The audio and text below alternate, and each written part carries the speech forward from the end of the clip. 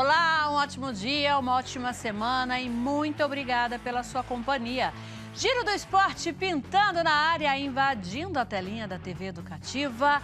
Destaque para o Operário, que conquistou sua primeira vitória na Série D do Brasileirão.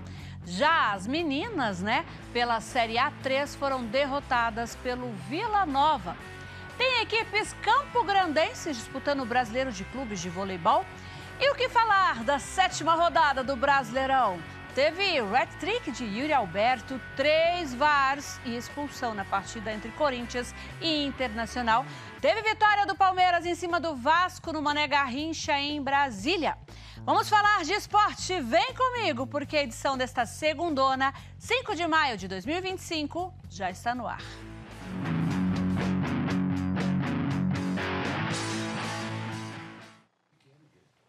Vamos falar de talento e dedicação nas quadras. Em Campo Grande, atletas da base do voleibol vivem a expectativa de competições importantes pelo Brasil. Entre elas, uma jovem promessa de apenas 12 anos de idade, que já sonha alto, e outra que vai fazer a primeira viagem como jogadora. O futuro do voleibol brasileiro está nas quadras de treinamento, onde disciplina, garra e sonhos andam lado a lado.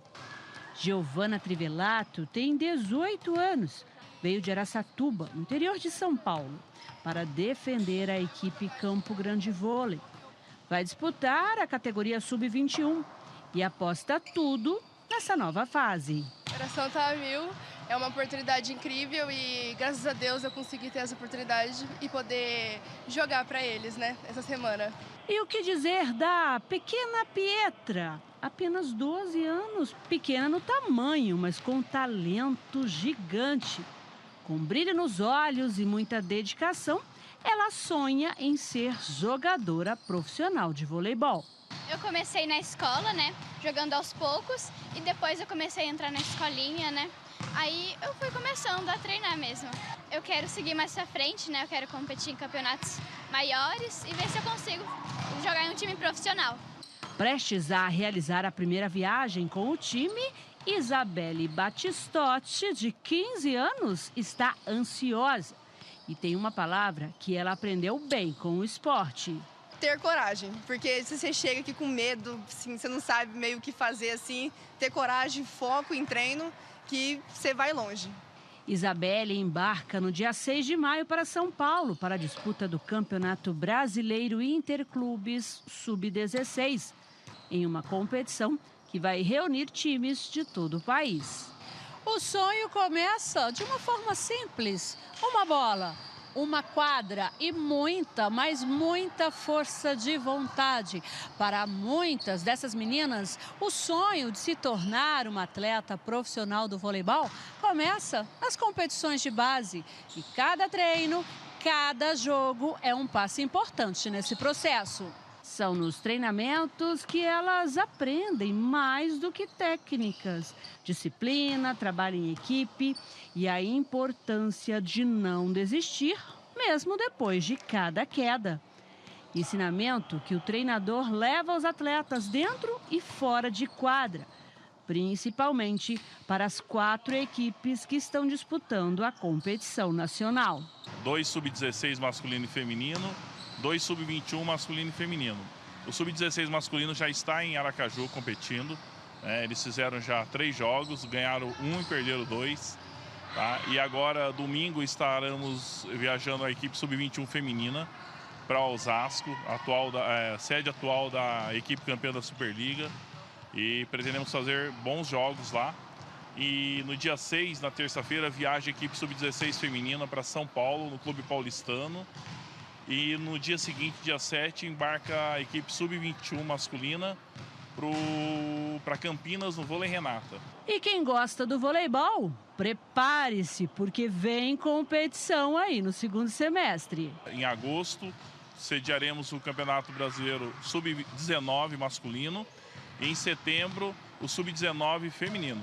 Grandes equipes virão aqui para o nosso estado. Ser atleta é isso. Cair, levantar e seguir acreditando. Porque quem joga com o coração já está no caminho certo.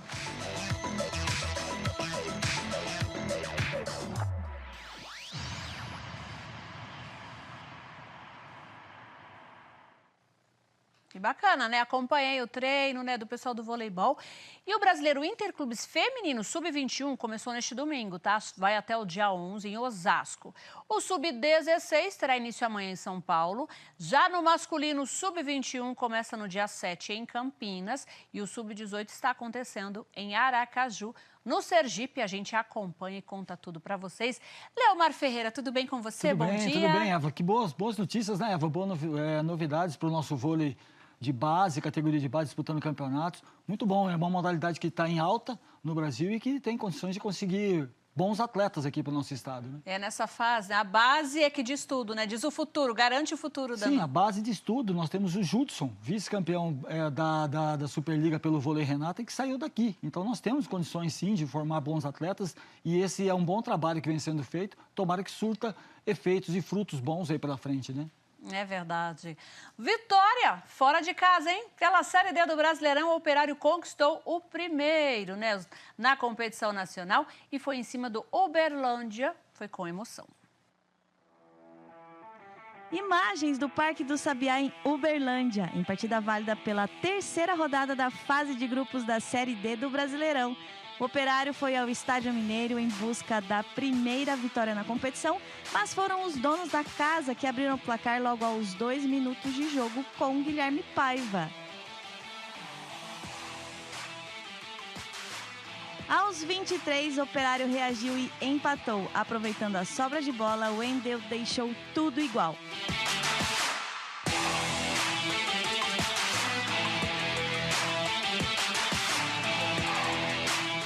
Na segunda etapa, ele de novo. O Wendel virou para o Galo aos 19 minutos.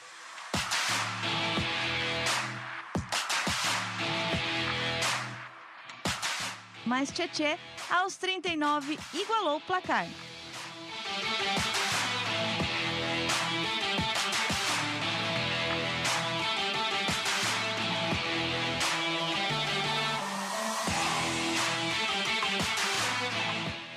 Foi então que Tássio, e com um golaço de fora da área, que vale a pena o replay.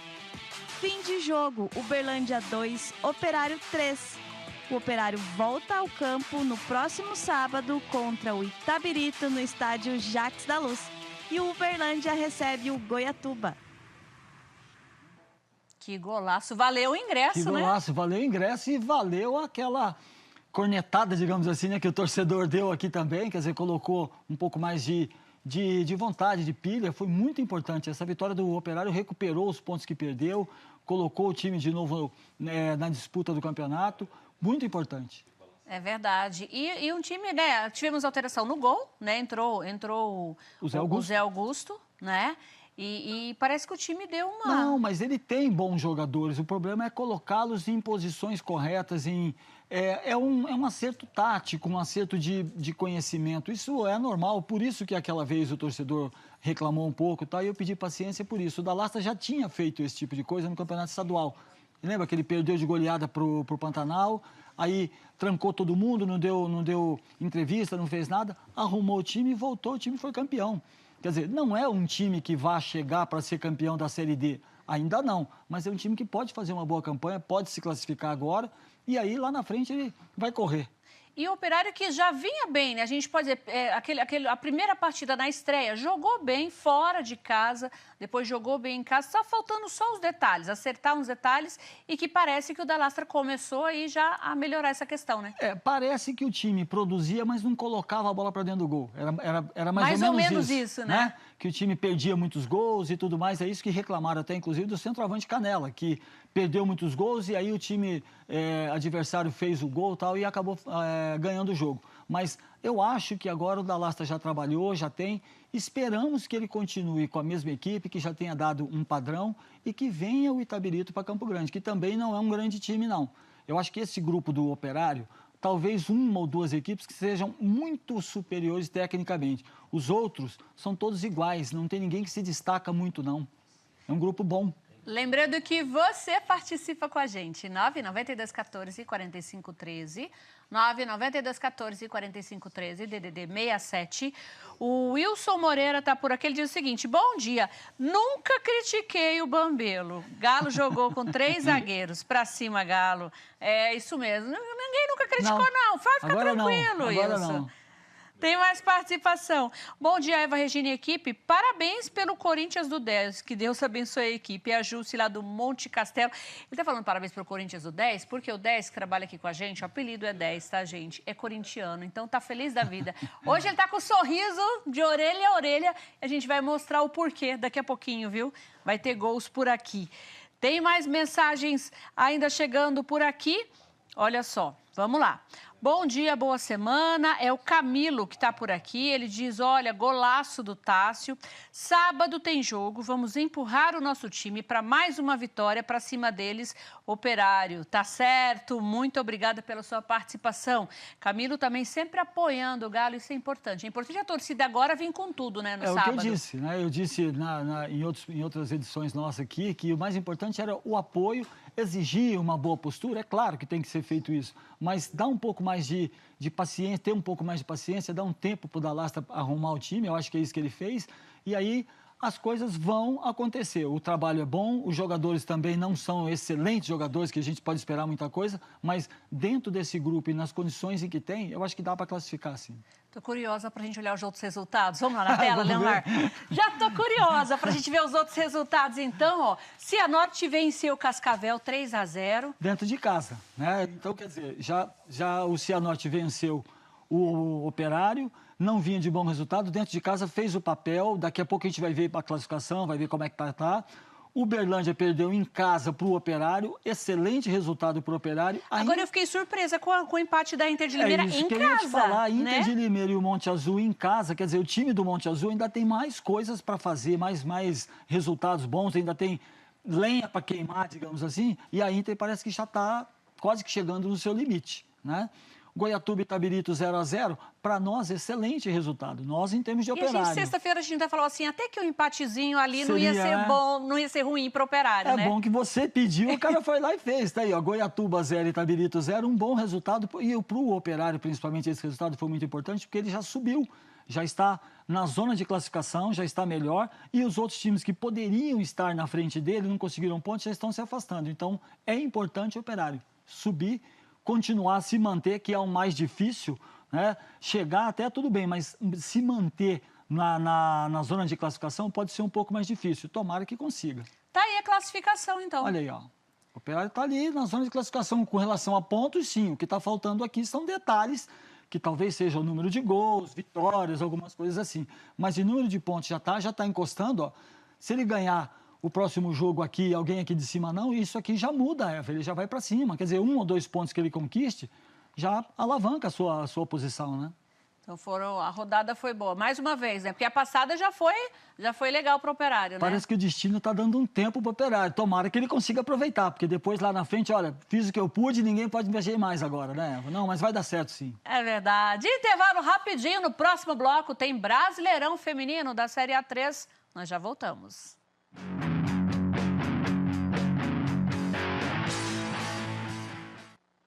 Já estamos de volta e as meninas sul-mato-grossenses do time da Escolinha do Pezão venceram o Real Colombo do Paraná, foi de virada, hein? 3-2 e conquistaram o título da Taça Brasil Sub-17 feminina. Daphne, Laurinha e Vitorinha fizeram os gols do título.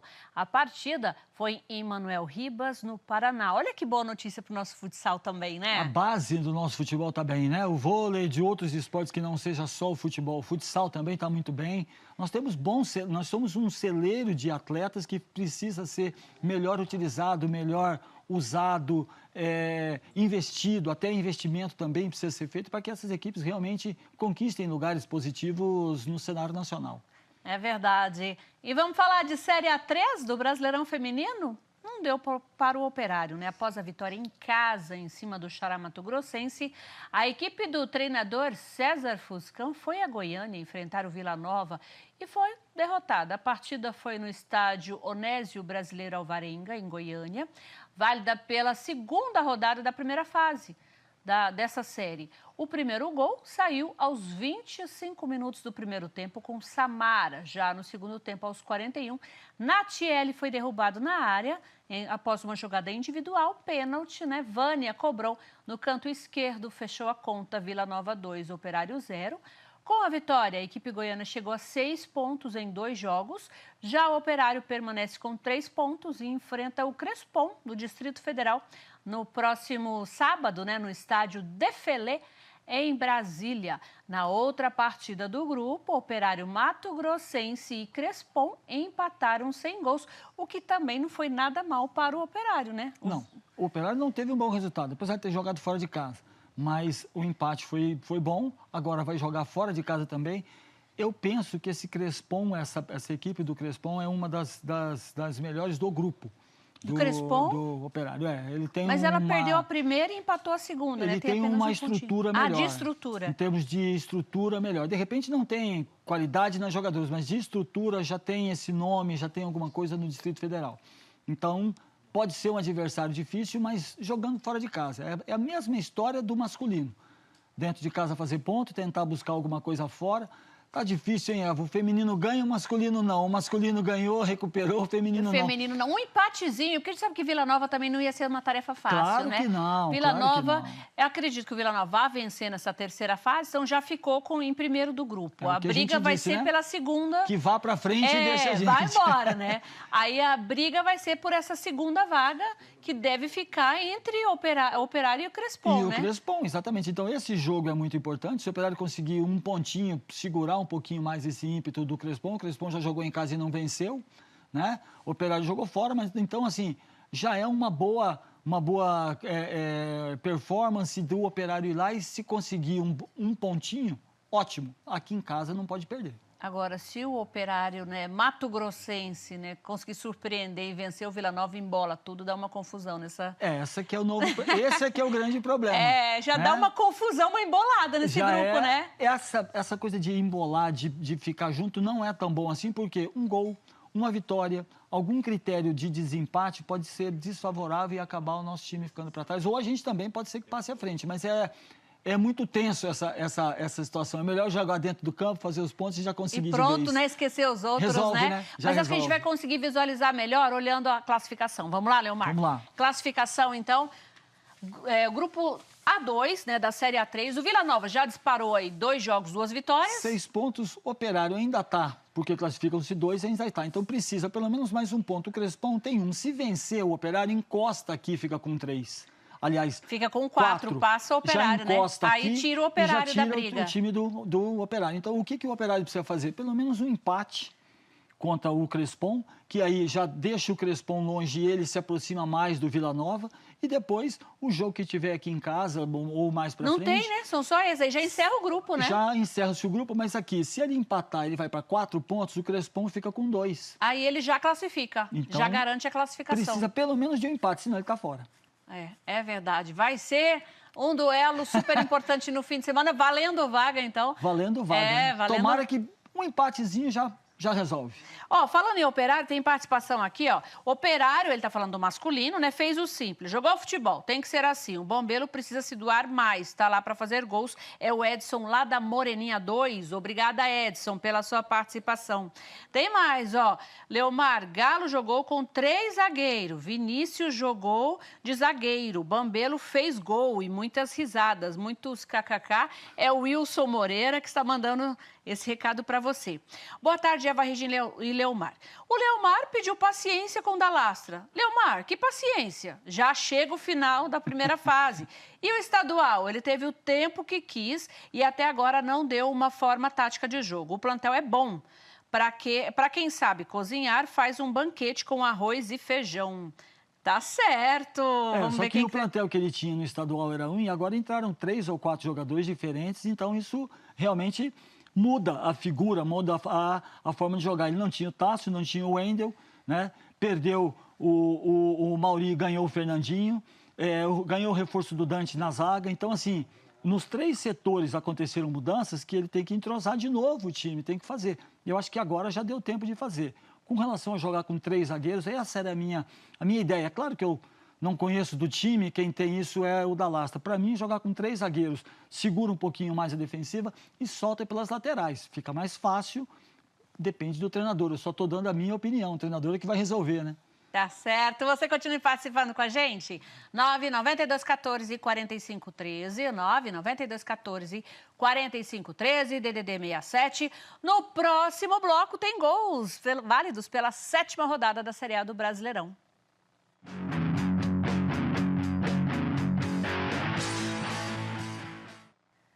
Foi dada a largada na 2ª edição do Campeonato Brasileiro de Futsal. Na partida de abertura da competição, o Sorriso do Mato Grosso goleou o São Joéense por 5-0. A rodada teve ainda o empate entre Traipu e Paraná. O representante de Mato Grosso do Sul, Juventude, vai estrear na próxima quinta-feira, dia 8, na Arena Maracaju, diante do São João do Jaguaribe. Futsal masculino. E que bonito. Você acredita que eu não conheço ainda o ginásio de Maracaju, Leomar? Eu passei por lá, é muito, é muito bonito, bonito, o interior né? muito bom. O interior do ginásio é bem feito, bem estruturado, com quadra, tamanho, torcida, local, cadeira, não aquela coisa de arquibancada. E é novo, Eva. Eu acho que precisa conservar e precisa ser usado, né? Bem usado, mas para poder ter um bom tempo de uso. É muito importante para o Estado, um ginásio naquelas condições. E o futsal douradense, né, representando muito bem Mato Grosso do Sul nas competições nacionais. Tomara que continue, né? Esse campeonato brasileiro é muito difícil da gente fazer um prognóstico. As equipes de São Paulo estão jogando com sub-20, sabe assim, não é o mesmo campeonato, não é a mesma coisa que participa da Liga Nacional, por exemplo, de futsal. O campeonato brasileiro é um e a Liga de futsal é outro, né? Então os times estão dando hoje mais valor à Liga. Esse campeonato ainda não está tão bem, tanto é que ano passado tiveram 2 equipes do interior do Ceará que fizeram a final, certo? Então, assim, é bom porque abre mais o leque de opções, não fica mais centrado como era, por exemplo, Rio Grande do Sul, Santa Catarina, São Paulo no futebol. Abre muito mais, isso dá mais visibilidade, é muito bom. Tá certo. Vamos falar de Série A do Brasileirão? A 7ª rodada foi de poucos gols. Bom, com exceção de Corinthians e Internacional, né? Teve hat-trick de Yuri Alberto. Confira os gols, começando com Vasco e Palmeiras. No estádio Mané Garrincha, em Brasília, jogaram Vasco e Palmeiras. O único gol foi marcado por Vitor Roque. Após saída errada, Estevão recuperou a bola e só ajeitou para o camisa 9 marcar o seu primeiro gol com a camisa palestrina. Palmeiras líder novamente, 1, Vasco 0. No Mineirão, o Cruzeiro recebeu o Flamengo e abriu o placar logo aos 14 minutos de jogo com Caio Jorge. O atacante recebeu no mano a mano com o Léo Pereira, cortou o zagueiro e emendou a bomba de fora da área. 1-0. O Flamengo chegou ao empate aos 44 minutos. Depois de boa jogada coletiva, Gerson ajeitou e Arrascaeta acertou um lindo chute no ângulo. 1-1.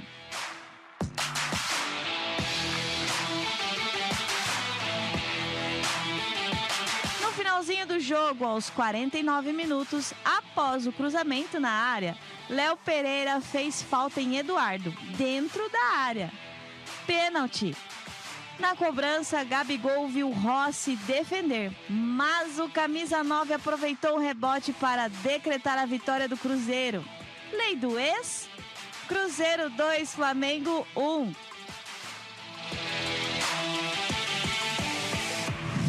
Neoquímica Arena. O Corinthians bateu o Internacional com hat-trick de Yuri Alberto, 3 VARs e expulsão. Os gols do Timão foram marcados por Yuri Alberto 3 vezes e Igor Coronado. Já o Inter marcou com Aguirre e Thiago Maia. 2 jogos encerram hoje à noite a 7ª rodada. Bragantino e Mirassol, Juventude e Atlético Mineiro.